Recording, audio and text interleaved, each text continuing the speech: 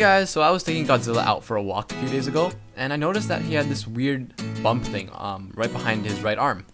So I did some research on this, and I did read about this earlier, back before I got him, when I was doing my research.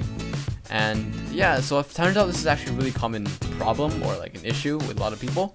And so in this video, I'll be explaining what that bump is. So I tried to get a photo of the bump so you guys could see, but Godzilla was super uncooperative today, so I couldn't really get like a clear picture. Well, it took me a long time. I ended up with a lot of blurry pics like this one, but eventually I got a pic, as you can see here, where you can see the bump. It's a lot smaller now. It used to be bigger. And yeah, let's talk about how these happen. So basically, this type of bump behind the arms usually happens when the gecko has an excess of some nutrient. So in some cases it's because of overfeeding, and in some cases it's because of an excess of, for example, calcium. If your gecko has one of these bubbles, then make sure you don't try and burst it, like pierce it with like a stick or anything, or squish it, because while it does signal that something is wrong with your gecko, it's not like a major problem by itself. So if your gecko doesn't have any other problems, like you don't even need to take it to the vet. What you need to do is first off cut down a little bit on the food, so feed them a little bit less. And also, like, if you have calcium powder or anything in there, and other supplements, just take it out for a bit, and introduce it later when the bubble's gone.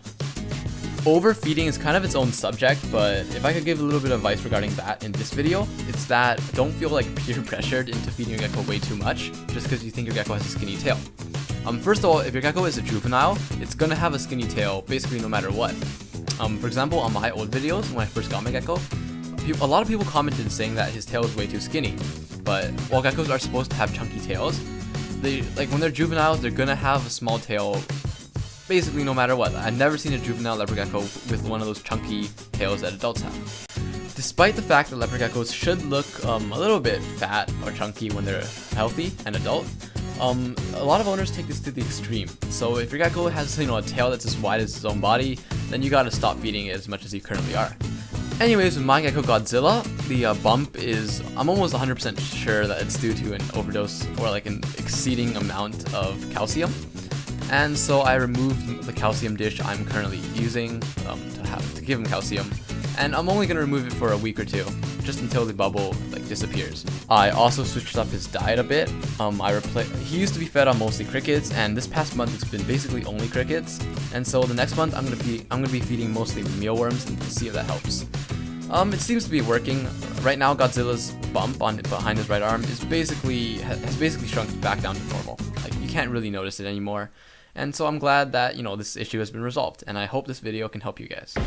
Thank you guys for watching. So I hope this video was helpful, or that you at least found it entertaining. If you liked it, make sure to click the like button and subscribe for more content like this.